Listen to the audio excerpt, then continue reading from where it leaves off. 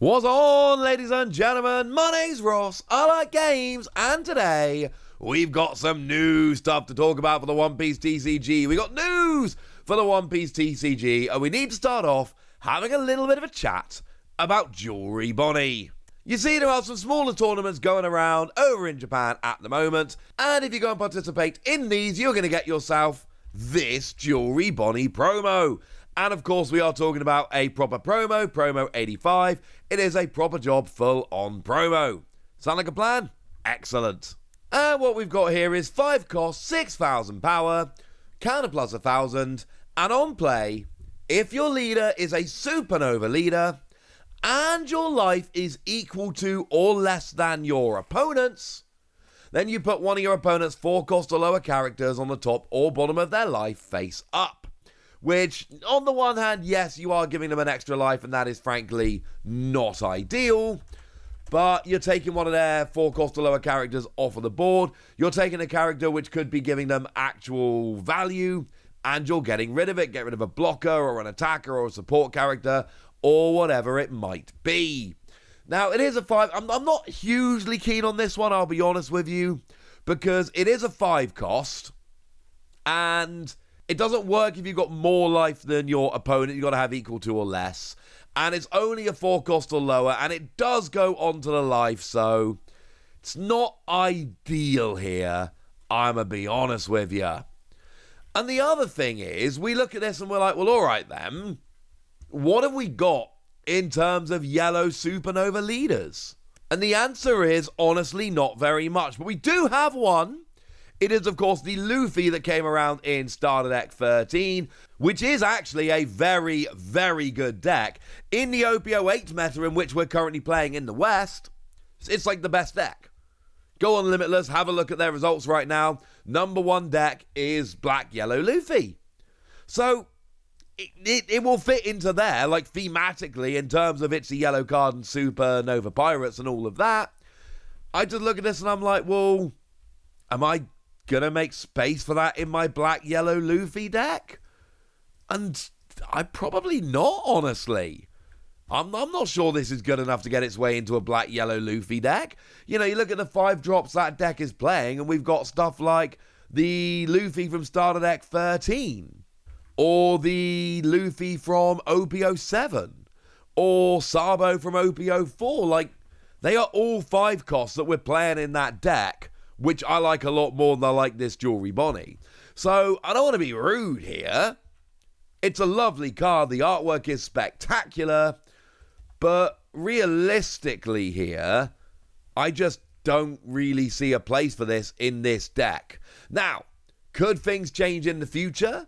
Could we get another yellow supernova leader and this would fit very nicely in it? Absolutely it would. But remember, you can't just put this in a regular yellow deck. It's got to be a supernova deck, which means the only deck it's really going to fit in is Black Yellow Luffy. And look, let me know in the comment section, but I look at the 5 drops in that deck and I'm just like, I'm not doing it. I'm not dropping any of those 5 drops for this. So, sorry. And honestly, there are even other 5 drops which I'm going to increase, before playing this. Sabo from Starter Deck 13, I like a lot more. Ace from Starter Deck 13, these are generally played as like one-offs at best. So, I'm not saying, the ones I showed you earlier, they're generally 4-offs in Black Yellow Luffy.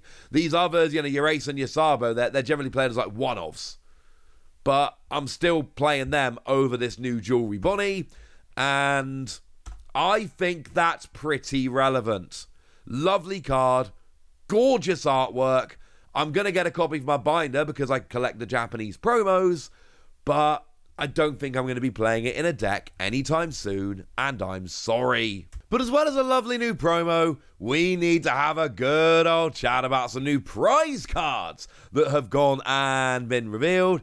And firstly, these are kind of cool. And secondly, we've got one that Japan doesn't have yet. And I'm sure at some point they will. You got to think at some point they're going to get this. But right now, as it stands, we're getting a prize card that Japan don't get. It's this Tony Chopper, which is going to be available at Treasure Cups in November and December. And it is going to be given out for Top 64. So not only is it an exclusive one that currently Japan doesn't have, although again, I do expect Japan to get this at some point, but it's being given out to the largest possible number of people. Now, this chopper might look kind of familiar, and honestly, it should look kind of familiar, because it's just the EBO1 Tony chopper. Well, okay, it's the alternate art Tony chopper by So-So from EBO1. Same one that had the manga rare. And, if we put these two cards side by side, the prize card and the alternate art, literally exactly the same card. I think even the zoom here is the same. It is literally just they've taken that card and they've whacked a purple border on it. I want to say purple. I'm colorblind. It might not be.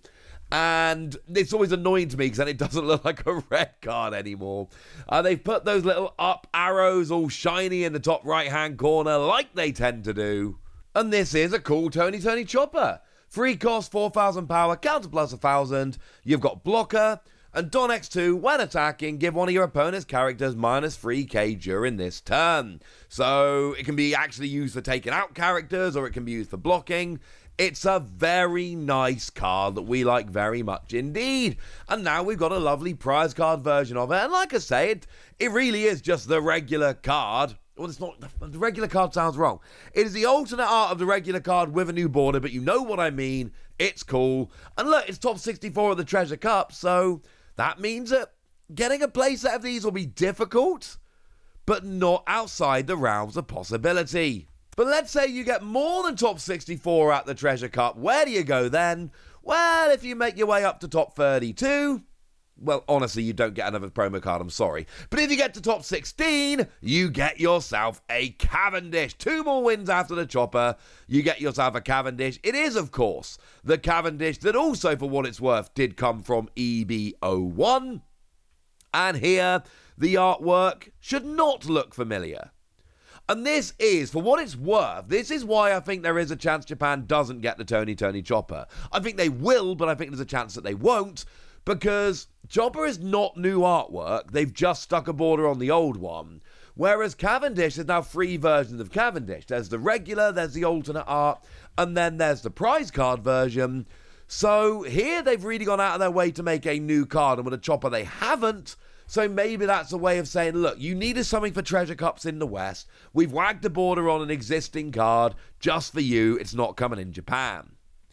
As a little side note, if this card never gets released in Japan, this is going to be one of the best cards to take to Japanese card shops and just sell in there. Now, here's the thing. In Japanese card shops, you get better prices than you will selling these cards on eBay, etc. But you have to actually go to Japan and walk into a card shop. But exclusive cards that they don't get, that we do, I'm telling you, ladies and gentlemen, though it's a lot of effort to go to a Treasure Cup, get top 64, win the chopper, and then go to Japan and walk into a card shop and try and sell it. And they may or may not speak much English. But if you do, I'm just saying. But anyway, the Cavendish, back to that one. On play and when attacking, if your leader is Supernovas and you have no other Cavendish, set 2 of your Don to active. I maintain that this is an incredibly strong card that has yet to see its full potential realised. And don't get me wrong, we know that Green Bonney is a very, very, very good deck.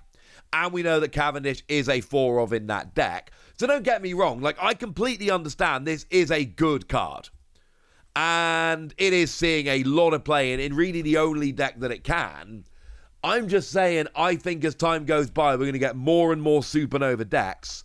And they're just going to keep going for Cavendish, for Cavendish, for Cavendish. I think this is an absurdly strong card. And I'm not the first one to say it. I ain't going to be the last. But I'm just telling you, this Cavendish is awesome. And then the last one, you need to go one step further. But you make it up to top 8, and you get yourself a Vinsmoke Reiju, which isn't from EBO1, it's from OP06. But it's still a cool card. It's still one that we like very much indeed. And it is, again, alternate art like the Cavendish. But, like I say, Japan had this in the Cavendish. They didn't have the chopper. So it does make sense that they, the two they've had are the proper alternate arts that have had lots of work done, whereas the one they haven't had is the existing card they've whacked a border on.